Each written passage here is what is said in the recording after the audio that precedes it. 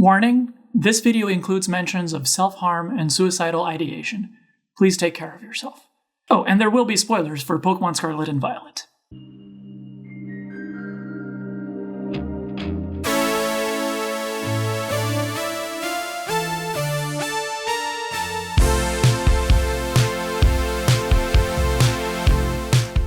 Bullying is a pervasive and global problem, primarily in schools, though not only. So when playing Pokemon Scarlet and Violet, I was pleased to see that bullying was a key topic in the Starfall Streets storyline, especially considering a school plays a central role in the game. Now, Starfall Streets was unfortunately not a particularly well-told storyline, but it was still the one I personally connected with the most. I loved the characters, I related to what they went through and what they tried to do about it, and I loved the message that the game tried to present through it. Oh, and the Starboss theme is so sick! How could I not like this? Anyway, bullying takes a lot of forms, so much so that it can be hard to define. In the scientific literature about it, one possible definition is repeated aggressive, offensive, or inhumane behavior directed towards individuals who are disadvantaged or less powerful in relation to the perpetrators. And a definition like that may work well in academia, where you need specific criteria because you're trying to measure a subjective human experience that is inherently immeasurable. Or from a legal perspective, if you're trying to formally criminalize bullying, as Brazil did in January of 2024.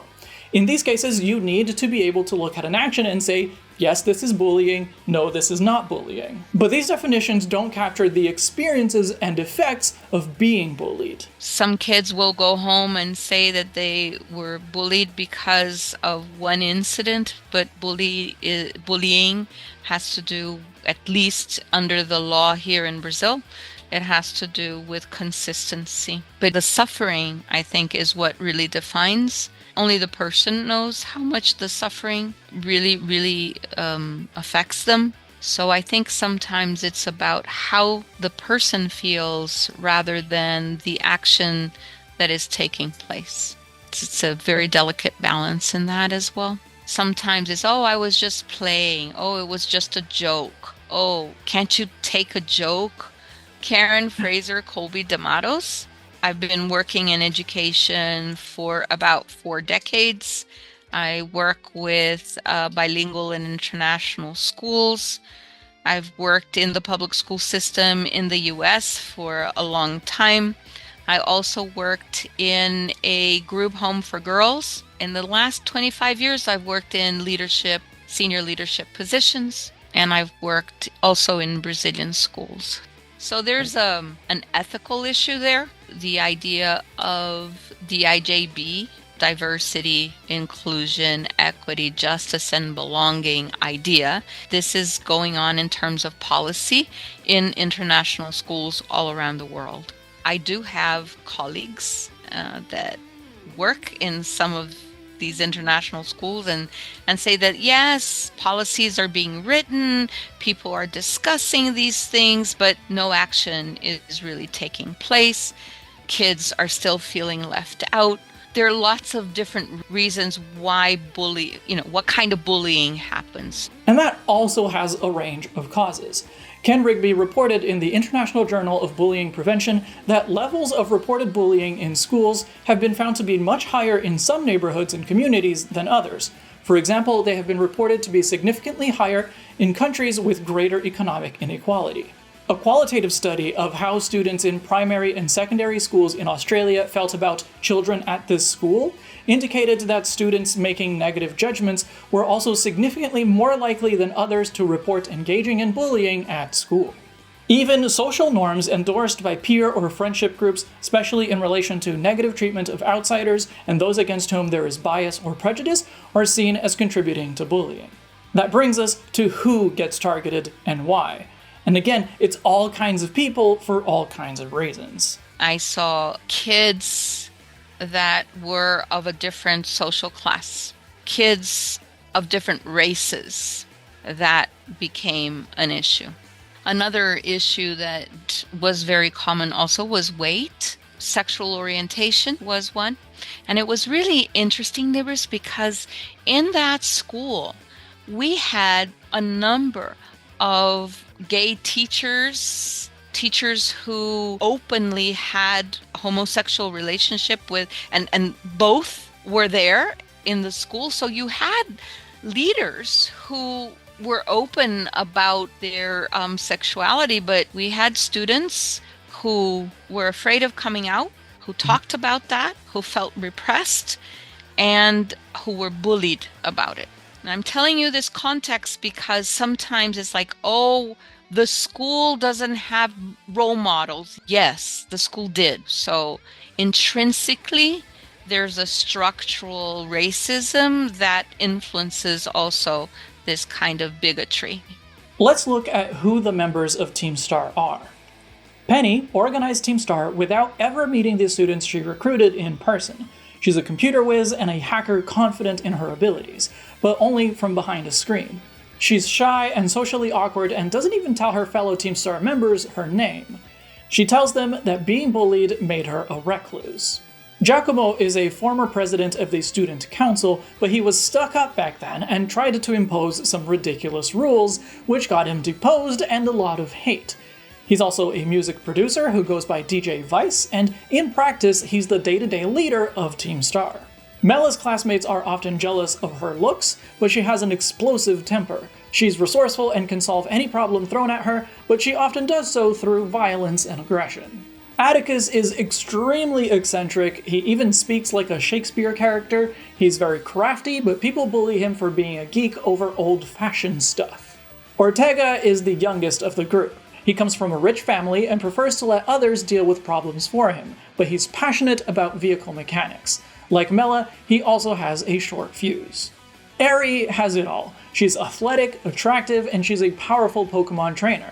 She got a lot of attention when she first joined the school, but this drew the ire of Carmen, who thought of herself as queen of the class until Eri showed up. Carmen took revenge by picking on Eri and using her clout to convince others to join in. That's when Penny recruited Eri to Team Star and made her their battling coach. But then the class tired of picking on Eri and turned their attention on Carmen herself. And Eri, caring person that she is, extended an olive branch and invited Carmen to join the team as well. I think it's worth saying that although the game doesn't explicitly explore this, the members of Team Star are pretty clearly coded as queer or neurodivergent to different degrees. The backstory of Eri and Carmen's relationship gives us the most detail into what life was like at the Academy when Team Star formed, more than a year and a half before the events of the game. But besides that, we don't see what bullying actually looked like. As Ortega says, life at the Academy at the time the game takes place is all rainbows and butterflies. Bullying is never directly experienced or witnessed by the player character. Characters talk about being teased, picked on, or bullied, but never describe what they went through. So I want to bring you some stories of what bullying looks like in the real world. A few of my friends and viewers were willing to share their stories, so here they are, in their own words, just slightly edited for clarity where needed. There was a Magic the Gathering club at my school, and some of the players wouldn't allow us to play because we played Yu-Gi-Oh! Outside of that, some of the other kids would mock me for having nerdy hobbies. Things like taking my cards or making jokes about me whenever I had to give a presentation.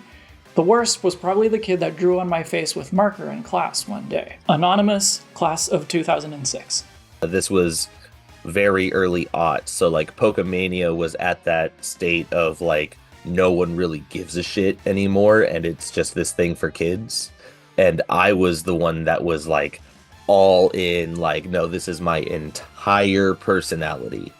That made it a very easy target just right there. And then also being an undiagnosed autistic with diagnosed ADHD, that led to other underlying anger management problems. And so when these kids saw picking on me and the things I like made me react in a very explosive manner, they would do anything they could to get more of that. So throughout elementary school, one of the big things people would try to get out of me is I would just freeze and start screaming at the top of my lungs. Not even like anything intelligible, but just like a prolonged like get the fuck away from me, I'm done, I can't handle this anymore. Things like through like isolation, name calling, mostly dealing with my issues or frustrations with my name.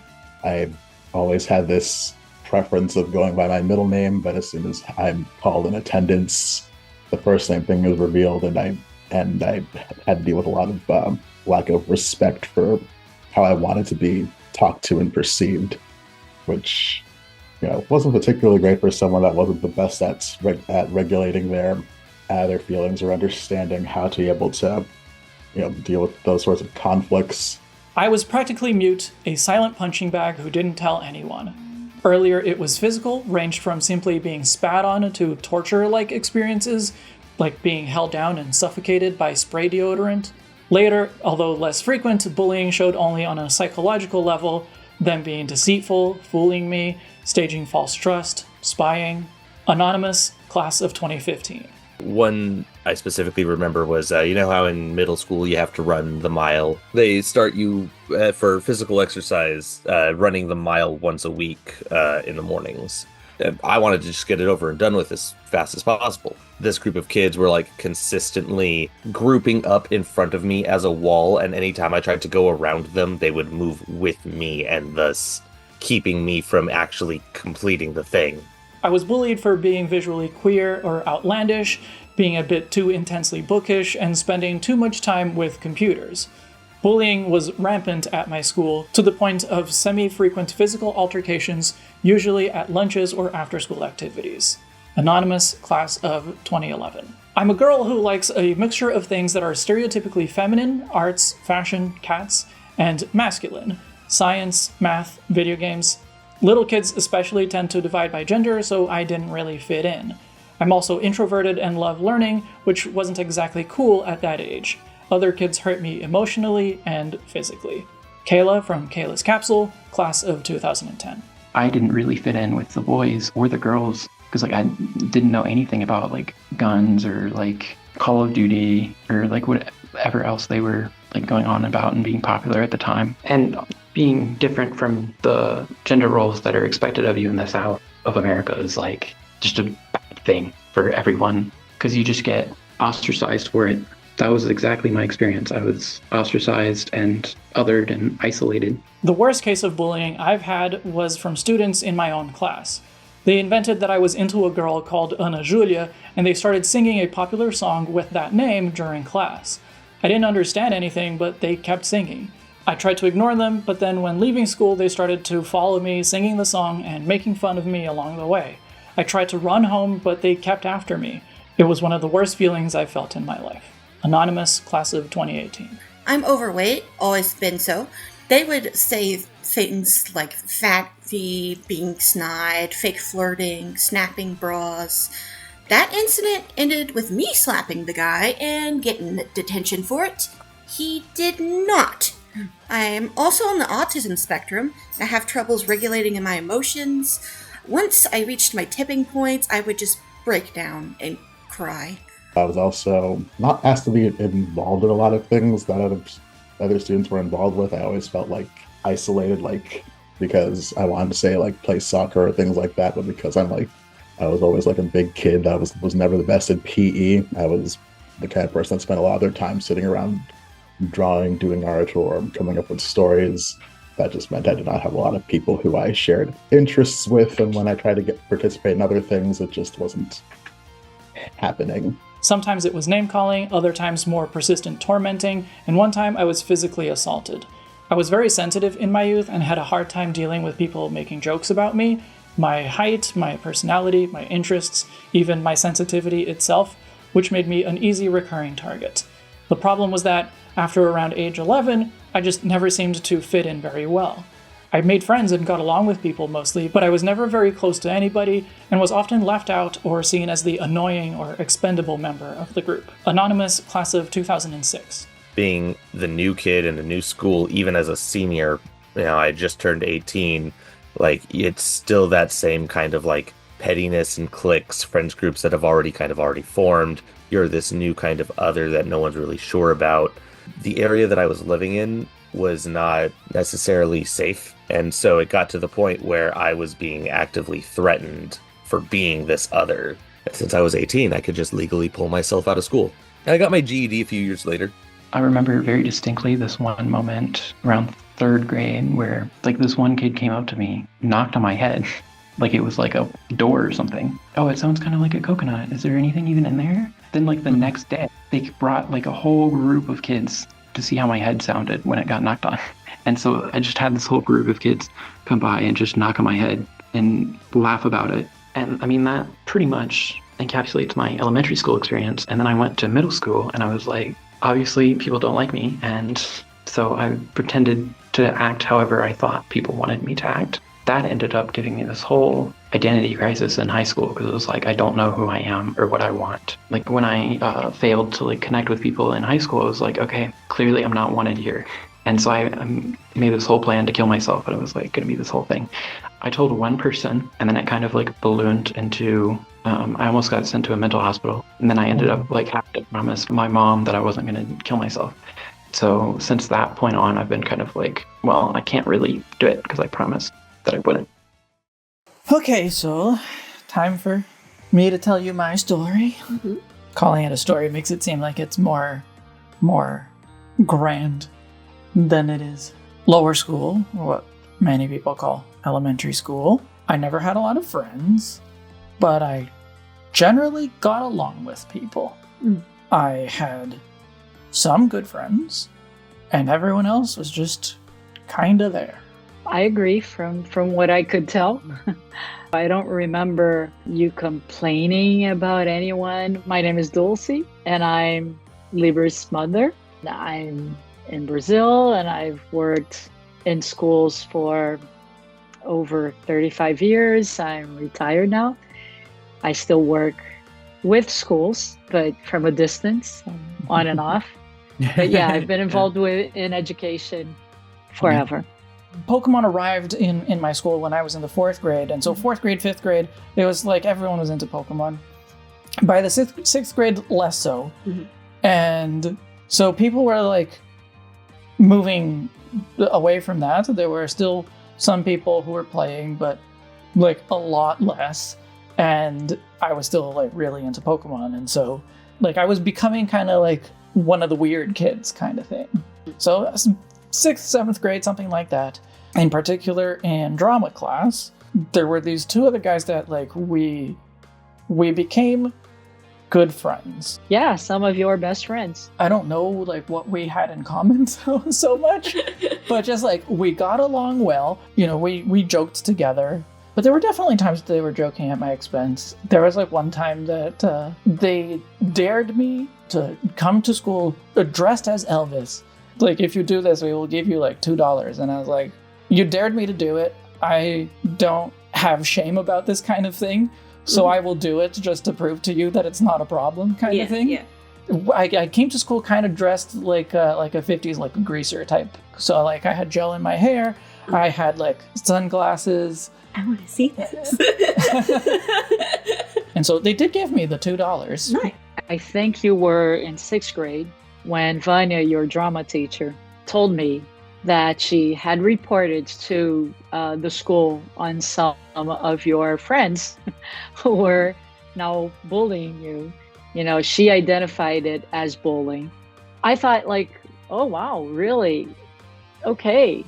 But I didn't really get a sense of what was going on, how serious it was. I think I even asked you what's going on and that, but you minimized it too. You know, like, yeah, you were upset with the kids, but it was like, oh, they keep calling me this or they keep saying that. But I did not get the feeling that you were being deeply affected by that. But I was very unsure as to how much I should do something about it. Because I was a teacher at school, and I not just that, not because I was afraid to lose my job or anything like that, but if I would be getting in the way of something that you should sort out. But we were good friends. They introduced me to Super Smash Brothers. Oh, okay, yeah. Oh, I even went on like a weekend trip with them. I think even already at that time, we were friends. But they were definitely bullying me. It wasn't like in public. It was like just between the three of us, usually. Mm-hmm. But it was minor stuff. Mm-hmm. They were just annoying me. Mm-hmm. for whatever like weird combination of like inside jokes, they came up with a nickname for me. Not a particularly common name, but just like a normal name that was just not my name. Actually, there were like two versions of that, like two different names that they called me, and not names that I liked. And I, told them as much, and they never stopped. They would say the names in like weird ways to like set me off, kind of thing. They would like make fun of me for not knowing the meanings of swear words. Like I might know what how to use the swear word, but I didn't know like what does that come from. But like that was the extent of it. We could still be friends. It was just annoying. That we have fun times together, and then we also have not fun times together, where rather than all of us doing something fun together, it's the two of them laughing at me. You started detaching from them, or vice versa, and it was noticeable. But I think it was a process. There wasn't a clear cut in your friendship, and I think that trip to Boozers is a good example. Like I definitely didn't feel like I had to protect you from traveling with them, for example. I think towards the end of the 8th grade, I was already like sick of them. I remember a moment that I think was towards the beginning of a school year, probably at the beginning of the high school, where I went to one of them and asked to borrow his copy of Super Smash Bros. Melee. His response was, "Oh, like you don't want to hang out with us anymore, but you'll still ask to borrow the game?" And I was like, "You do what you got to do." And he did actually lend me the game. I had a lot of fun playing his copy of that game on my own. In general, that's a really tough decision for anyone, for a parent, for an educator, for a school that sees something like this happening. Like when do you really need to interfere? Because friends do joke around with each other, and friends sometimes do get annoyed with each other, and then they're not annoyed anymore, and it's all good and it's fine. I always use the idea of somebody just doing this on you. This is nothing. It doesn't hurt you. It doesn't do anything. But if you ask them to stop and they don't, and they keep going, at one point you're going to be just, get out of here, because that can be super annoying. Throughout the following 2 years, we were less and less friends. I was more and more just annoyed with them. And even though we didn't have that many classes together at that point, every opportunity they got, they would tease me. At this point, it's been 3 years. And I think also into high school, the class as a whole, but I think instigated by the two of them and maybe one other guy, started making jokes about me being so skinny that touching me would cut them. People walking up to me and going, "Oh, hey, Libras. Oh, my hand." Yeah. And that also was just constant. When we talked, they always seemed like not much, and so I think that I always thought that you would get over it, they would get over it, sooner and not later as it happened, that it wouldn't last so long because it seems so silly. Not you being upset. What they were doing was so silly that it was like, oh, come on, they're going to get over it, because find something better to do. Come on, go do something else. But that's not what happened exactly. Even though I was being bullied, school was my comfort zone. I mean, I attended the same school from the time I was 3 until I graduated high school just before turning 19. You did have the chance, the possibility of changing schools, but you were always very vocal about saying, I don't want to change schools. I want to stay here. I don't want to change schools. I had good relationships with my teachers. One of them noticed and reported that I was being bullied, maybe even before I realized it. But that didn't make it go away. Schools are often unprepared to deal with bullying, even when they know about it. I remember one time I actively was I want to connect to people. I want to play games with them. And so I went to tell a teacher that I was having trouble, and she introduced me to this group of kids that I was interested in playing with. They were okay, you have to include this person. And they were scoffing about it. And what they ended up doing was whatever game they were playing, they were like, okay, and your job is to sit here and do nothing. The school overall didn't do much to mitigate bullying, mine or others, though I do remember individual teachers going out of their way to make sure at least their classes felt safe and open. Anonymous, class of 2011. My school had a zero tolerance policy on bullying, and I was the one who would get punished. They would temporarily assign for me to visit school counselors. They did nothing for me.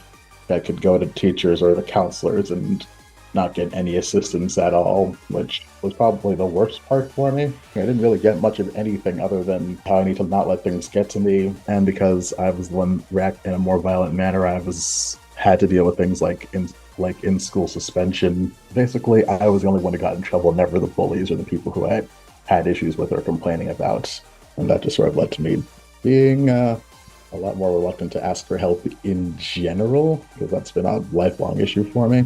This lack of response from the school was what drove Team Star to the point of planning and carrying out Operation Star. And they were pretty thorough about it. Instead of attending school, they spent their time preparing. Atticus designed and sewed outfits for everyone to accentuate their personalities and help them make a striking entrance. Giacomo and Penny devised a code of conduct for Team Star so that they can keep the team organized despite their growing numbers. The code says they will not rely on parents or money to fix their problems, which asserts their independence and self-sufficiency, and that nobody can order anyone else around, establishing their resistance to oppression and authoritarianism. It also says that bosses have to accept any challenge issued against them and give up their post if they lose, so they designed star badges as tokens of their leadership. Eri pushed everyone to improve their battle skills until they felt they had a fighting chance against the bullies. To really make Team Star imposing, Ortega invented the Starmobile, a large stage on wheels built on the backs of Revavroom and Varoom and powered by Charcadet. Except 2 Charcadet weren't enough to make the vehicle move, so Mela stepped in to evolve and train all the Charcadet to the point that they could make the Starmobile run. With that, Operation Star was a go. Penny summoned all the bullies to the schoolyard. Team Star expected a big fight, but as soon as they made their entrance with their growing membership numbers, 5 bosses in their amazing outfits, backed up by at least 1, but maybe as many as 5 Starmobiles, the bullies turned tail and ran. The big cathartic battle that Team Star wanted didn't happen at all. Mine did. In 9th and 10th grade, I was also starting to do softball. And I actually played softball all 4 years of high school because I had a really good time doing it, even though I wasn't particularly good at batting. I was good at running. The kind of area where kids would gather, like waiting for their parents to come pick them up, it was a rich school. Most of the time, it was not parents picking up their kids. It was right next to the field. I think especially in 10th grade, these 2 guys, they would be hanging out, the 2 of them waiting to be picked up, and I would be in practice on the field that's like literally right next to it. As I'm like running my like warm-up laps, like with the rest of the team, but like every time I pass in front of them, they would say something to me. The 2 guys, one was like smaller, one was like smaller as in like roughly my height kind of thing, and the other one was like significantly taller and like buffer as well. But in 10th grade, there was one day I was doing my warm-up laps, and every time I passed, they would say something to me, and at some point, it got me over my limit. I abandoned my warm-up, and I grabbed the smaller guy's neck, and I just start to squeeze. And he like immediately looks like very scared and doesn't have a reaction or anything. So I throw him off to the side basically and turn towards the other guy, the bigger guy.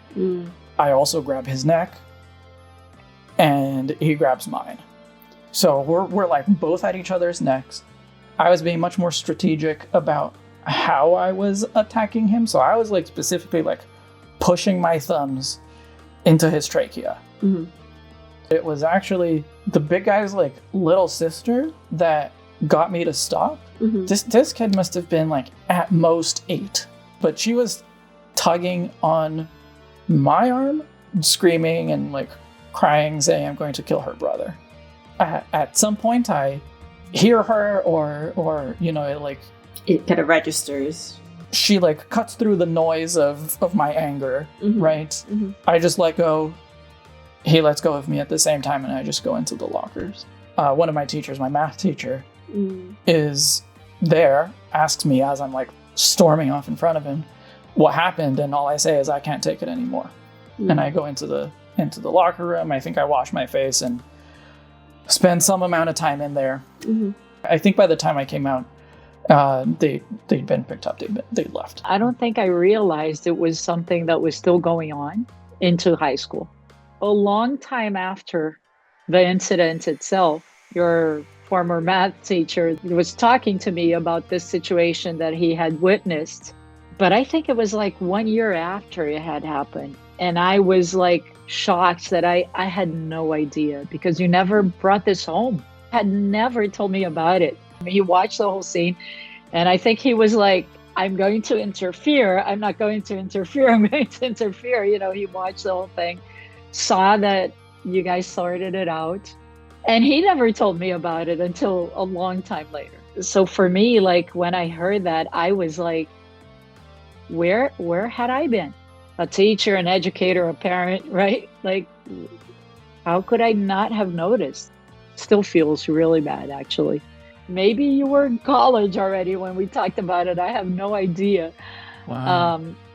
You mentioned that you felt like that you were really scared because you could have really killed him, you know, if his sister hadn't interfered, which must have been scary for you and for him, but for you too. I see a lot of that reaction, and then them getting in trouble because they reacted violently to something that they've been repressing for so long.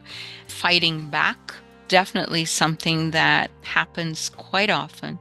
And that's very delicate because it's self-defense. From what I have witnessed, it gets to that point when the adults around have not been able to support. It's a fine line, right? To be assertive and to be aggressive.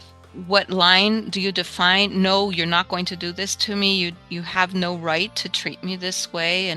And how much of that is really being aggressive? I don't see that as being aggressive. I think there's more of an assertiveness that needs to happen. But when that is misinterpreted, yes, then it could happen that there's violent behavior and people get hurt, physically get hurt, especially if there's a policy in the school that says, you know, no fighting or no physical aggression or whatever, and then it happens. I did get called to speak to the counselor, but it was just a like, tell me what happened kind of thing.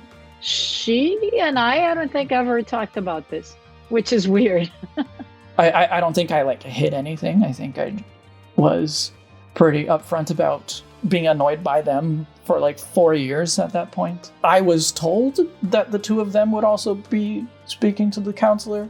If they did, I never heard about it. As far as I remember, they didn't face any consequences. I mean, neither did I. Like, yeah. I was not in trouble, but they stopped. Yeah. I don't remember any problems with them after that. So there was like that one like third guy. He might have kept going, but not for long. At the beginning of the next school year, they didn't come back. They changed schools. Oh, wow. I have to say, I actually feel like I failed as a mother because I don't think I ever got a sense of it. So I don't think you voiced it. You kept to yourself a lot. You know, you were not somebody who would come home telling me how this person did this person did that, good or bad stuff. Yeah, you're pretty stoic. I know you, so I can read you pretty decently now, but you, yeah. I mean, even then, like, I don't always know what's going through your head, and I have to check. I'm kind of curious about that, just like, because you do have a good relationship with your mom. Was it just like you felt like you didn't want to bother her, or like did you have it in your head that you had to just like figure this out yourself? I could try to give you an answer, but whatever it is, I'd be like projecting backwards. I don't remember. I was relatively fortunate in how my school responded to my confrontation. I don't think my bullies got into much, if any, real trouble, but neither did I, and they didn't bother me again. They left the school, and I got to spend the last 2 years of high school with real friends. Things didn't go quite so well for Team Star. Their consequences were like a twisted mirror dimension version of mine. Then Academy Director Harrington says the altercation did not escalate to a major incident, but it caused a scandal. The bullies dropped out, and rumors started to go around about the members of Team Star, that they were troublemakers, bullies themselves, and even plotting something against the Academy. This made Penny worried that her friends were at risk of facing worse consequences. She told the team she would take full responsibility and asked them to start attending class again. Penny later calls herself a massive idiot for thinking the plan would miraculously work out. She went to see Director Harrington and took all the blame onto herself to shield her friends. Harrington assigned her 18 months of overseas study in her home region of Galar, not so much as a punishment, but to give her a break from the Academy. After all, Harrington recognized that Team Star were victims. But that's where things deteriorated quickly. Harrington's deputy director, who isn't named, destroyed the records of Team Star's action, hoping to avoid any blame. But Harrington found out, fired the deputy, and then handed the school board his own resignation. The whole thing was such a debacle that even the teachers resigned in shame as well. Wow, that's dark. From my experience, it's not a usual reaction. I haven't witnessed that. I've witnessed teachers not noticing and going through that. It's quite interesting to see how things can happen under your nose and you don't even know about it. If anything went wrong, I was the one who had to report incidents and things like that to the authorities, etc. So I worked very closely with the guidance counselors. And he brought to me an issue with a high school student who was being bullied. She was suffering quite a bit, and no one knew about it until the family let us know what was going on. It was where there were no cameras, so bathrooms. Some people would just wait for her to say awful things to her, etc. And she felt that if she came up and told the school, the bullying would intensify in her view. But I haven't seen that kind of reaction in terms of resignation. It was definitely an exaggerated reaction from everyone involved, and it just made everything worse. The school board was forced to bring in a new director and completely new faculty, many of whom had never worked in education before. On the one hand, things became calmer at the academy. With the bullies out of the picture, there was less tension between the students. For example, there's this young kid who isn't a Team Star member but calls Atticus his compadre because Team Star saved his life. Since Operation Star drove away the bullies, he and others were able to attend school again. On the other hand, almost nobody who even knew what happened was still at the academy, so the rumors continued to spread. The number of kids afraid of Team Star grew, but so did the number of kids skipping class to join Team Star. And to a degree, they do start to cause real trouble. That's the situation newly minted director Clavel had to deal with. Eventually, he takes a not unreasonable approach, given his limited understanding. He issues Team Star an ultimatum: disband the group and return to class or be expelled. But Team Star doesn't respond. Team Star has been without its big boss, Penny, for a year and a half, but the 5 bosses are trying to keep the team going until they hear from her again. Team Star is where they found friendship and belonging. It's their greatest treasure, as they say, so they refuse to disband.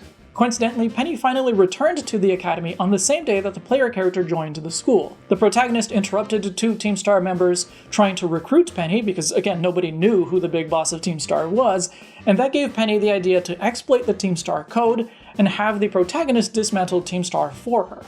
Director Clavel overheard their conversation and devised a plan of his own to get the Star bosses to listen to him. Penny, under the codename Cassiopeia, sent the protagonist to each of Team Star's 5 squad bases to defeat the bosses and take their Star badges, the symbols of their leadership, expecting the squads to crumble without the bosses. Clavel disguised himself as a student named Clive, because, he later says, students tend to shy away from speaking their mind to their teachers. And he accompanied the player into each base to speak with the bosses. The protagonist defeats each boss in turn, and Clavel slowly learns more about Operation Star and what Team Star really is. I think we can all agree that Clavel's methods were unorthodox, let's say, but his objectives were noble. I've been in that situation where I arrived in the school and the team was already set, and I arrived as leadership. So what I did was I individually interviewed every single teacher to ask them, what are some of the things in the school culture that you believe are hindering the school? And what would you do to change? And what are some of the things that you believe are going really well and you would like that to stay? I really wanted to get to know them, and I wanted them to tell me about the school culture. I also did a focus group with students asking the same questions. And I also did that with a focus group with parents. And that's how I created my action plan and navigated that new territory. Were you able to have the students be fairly open with you? Yeah, I was surprised. Very surprised. I think they were like, well, you're new, so let's see if you can do something about it kind of idea, you know? That might have been a more sensible approach for Clavel, but he's still green as an administrator, and we wouldn't want to miss out on the Pompadour. Once the protagonist had defeated all 5 Team Star bosses, Penny decided it was time to reveal herself, and she challenged the player to a schoolyard showdown. Clavel realized the responsibility to deal with this situation was his own and tried to stop the protagonist, but eventually accepted they would need to do it together. The battle with Penny went the player's way, of course, but that's what she wanted. She was ready to disband Team Star for good. But Clavel had a different idea. He brought the 5 bosses to finally meet Penny in person and then formally apologize to them on behalf of the Academy and for his own handling of their case. The Academy is free from bullying, he says, but this piece was built on the backs of your hurt and anger, and of course, your immense courage. Quick side note, the fact that Clavel thinks the Academy is free from bullying shows he's still a bit inexperienced. I have never seen a school or a community where bullying did not exist at all. I haven't seen that yet. I would like to know how to eliminate, but I haven't seen that. Clavel revoked his order for the team to disband and his threat of expulsion. However, Clavel still took issue with their attendance, or lack thereof, with the ways they customized the school uniforms, their unauthorized use of school equipment, and reckless use of Pokemon-powered vehicles. As punishment, but again, not really punishment, Team Star was asked to operate the Star Training Centers. The Star Bases has now integrated into the regular school curriculum and the Pokemon League system. When you were talking about that, I thought of some of the things that we did. One of the things is service learning. When you help somebody else, something changes.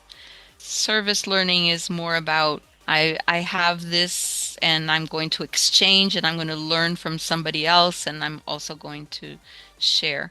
Doing projects was one thing that was really, really interesting. So one group of students who wanted to do something for refugees, and they weren't the normal leaders that, wanted to do things. So we really focused on that and helped them. And another thing that we also had was like a passion project so that students could learn through something that they chose to do. They would learn a lot of things, not necessarily, in the normal classroom, whatever. But so I think it has to do a little bit about what is it that you want to learn about? What do you want to study about?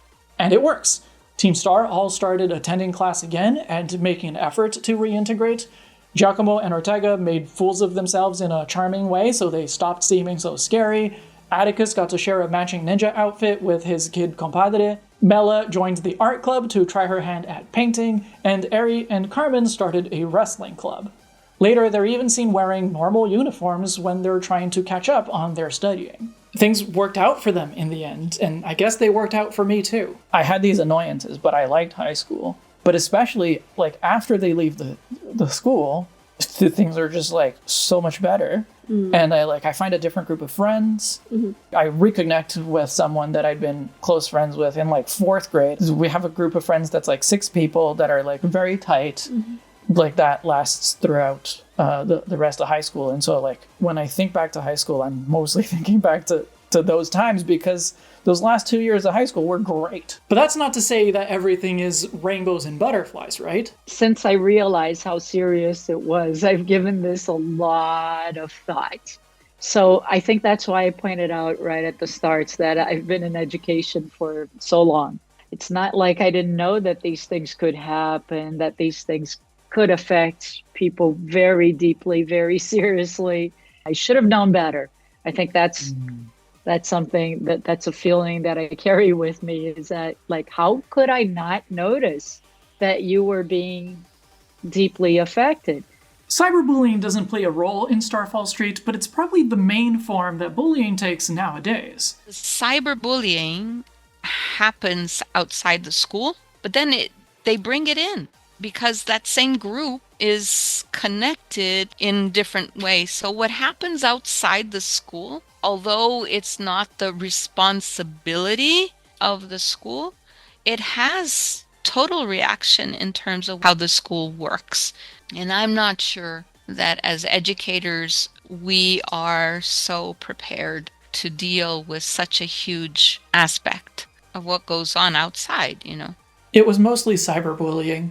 People found out about my personal online accounts where I share my interests in art, and people began posting it to each other comically. Anonymous, class of 2023. I know at one point I was blamed for looking under someone's like skirt and taking pictures, and it turned out it was like something that was happening like on Discord. There were pictures of those girls but being sent around. I was being framed for it, and I had no idea because I wasn't a part of any of that. It's kind of surprising that cyberbullying gets no mention in Starfall Streets considering how prevalent it is nowadays, but it probably has to do with the age and lived experience of the people working on the games. Cyberbullying wasn't much of a factor in my time in school, for example, even though we were already connected online through MSN Messenger and the like, but it's still a shortcoming of Starfall Street. Another Starfall shortfall is that we barely get to hear from the bullies themselves. Carmen gives us a bit of that since she was both a bully and a victim, but the game doesn't really explore why those kids were bullying others or how that affected them long term. The research is showing that a lot of the bullies have been bullied before or are suffering in some way. So there's this whole complexity in terms of who is doing what and how do you support and how do you work with that. Parents, school faculty and staff, and even fellow students still have a long way to go in understanding bullying and how to stop it. Let's not forget that kids are being bullied right now. In many ways, the problem is getting worse, and the effects of bullying are deep and long-lasting. And sometimes the violent measures could be self-inflicted, which then it becomes really, really bad. So you have teenagers cutting themselves, you have different kinds of harming themselves to quite dangerous suicidal issues. Unfortunately, I had to deal with some of those as well. A systematic review and meta-analysis found that the most commonly reported adverse health and psychological problems associated with bullying victimization are mental health problems, specifically depression, anxiety, self-harm, and suicidal behavior. Other common effects include drug use, physical symptoms like stomach aches, sleeping problems, headaches, dizziness, and neck pain, obesity, sexual behavioral issues, poor academic achievement, loneliness, poor life satisfaction, and even poor quality of life. By addressing bullying, we can not only improve the well-being of kids and teens, but also combat teen suicide and school shootings, and even weaken the politics of division. Politically speaking, and I'm sorry, but I'm going to say it, if the leader of a country allows bullying to permeate, how can it not go into the school, which is a microcosmos of society? So it's much bigger than what happens in school. It really is structurally a problem, and it's a political issue as well. I want to leave you with some food for thought. Bullying has not been solved by any means, and it probably never will. But experience and research has shown some possible paths. There was this one paper I read called Using Social Norms to Reduce Bullying, a research intervention among adolescents in 5 middle schools. It was written by H. Wesley Perkins, David W. Craig, and Jessica M. Perkins, and published in 2011 in a journal called Group Processes and Intergroup Relations. They argue that kids think their peers are more accepting of negative behaviors like bullying than they actually are, and are therefore more likely to engage in them. If you think that all of your friends think vaping is cool, you're more likely to try it yourself, even if you don't think it's cool. But then, you participating in that also leads to others thinking it is perceived as cool and perpetuating the behavior. Amidst these widely held misperceptions of problem behavior as normal among peers, those who regularly engage in the problem behavior freely do so thinking they are just like most others. Those who are ambivalent about joining in the behavior, nonetheless by misperceiving the norm, may occasionally do so mistakenly feeling a false majority pressure. Finally, most of those who oppose the behavior, the real majority, remain silent as bystanders to the problem behavior, believing that they, as bystanders, are alone in their opposition. They may feel least pressured to actually engage in the behavior, but the misperception that does exist among them is still harmful as it spawns apathy and withdrawal from interaction with peers. The authors of the study then devised some posters to combat these misconceptions, had them put up in 5 different middle schools, and took surveys to measure the attitudes of students towards bullying before and after the poster campaigns, and the posters did seem to affect how often the students engaged in bullying. It's not a perfect study, but it's worth checking out. Another remedy that is supported by the scientific literature is to ensure students and teachers have a strong relationship. You have to really observe students nowadays, and I think that after the pandemic especially, we have looked at the social emotional aspect of it.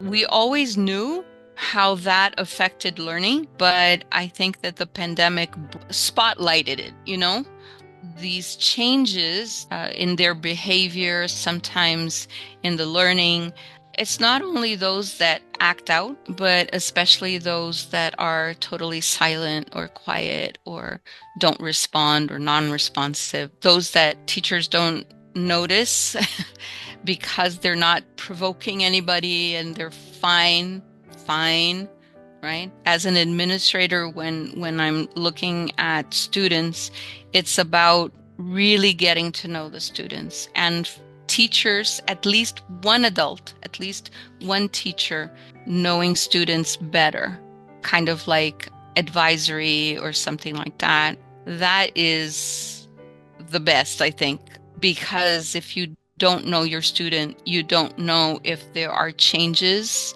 and they're slight changes, they're slight things that you can notice. The teacher might influence the individual student by acting as a relational model, scaffolding the development of the student's social competencies and influencing the student's social information processes, relational expectations, and behaviors with peers. While a good student-teacher relationship might increase the likelihood of peer acceptance, poor student-teacher relationship quality may be associated with stigma, which could increase the risk of being rejected and victimized. It might therefore be plausible to suggest that teachers who display caring and respect toward their students may create a class environment in which students behave appropriately because they care about each other, rather than because they fear the consequences of rule breaking. Another thing that made a huge difference was art, music, visual arts, and theater. Art has a way of touching people's soul in a way that can be transformative. And then we had clubs, like the photography club, the film club, so that students could feel that they could pursue things that they enjoyed and were engaged, and that was seen as being very valid. In this school, it was interesting because the superintendent went to every single game the school had, but didn't go to the orchestra or the theater production. So I went to all of them. Every single theater production every single musical, every single performance, to show them that leadership cared about that as well. Because sometimes we don't see the messaging that we're giving kids because of our own intrinsic biases. So you're not telling kids that not doing sports is not okay, but then, the big cheese goes to all the sports and doesn't care much about the other stuff, It's a constant construction of identities and affirming identities and becoming a community. But I think that if there are outlets in terms of the learning that you can go after what you're interested in, if the school also respects all the differences, enhances values, and showcases what's going on in terms of, this is what we do, look at this is the art, and this is our maker space, and this is or so it has to do, I think, with where the school is willing to put their money in, bottom line. Ultimately, the solution to bullying, like so many social problems, is community, compassion, and mutual support. The question is just, how do we do that?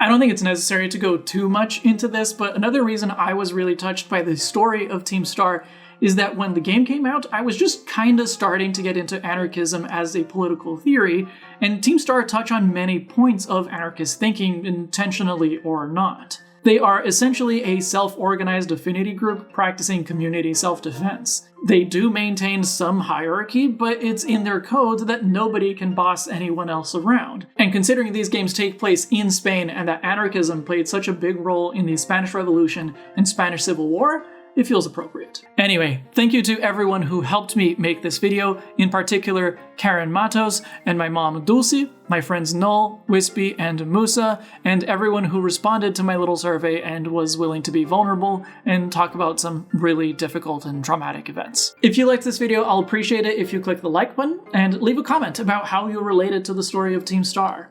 If you want to help me make more videos, you can subscribe to the channel, and you can drop me a tip on Ko-fi. Either way, I'll see you in the next chapter. Oh, and Mom, you did great. You have nothing to worry about.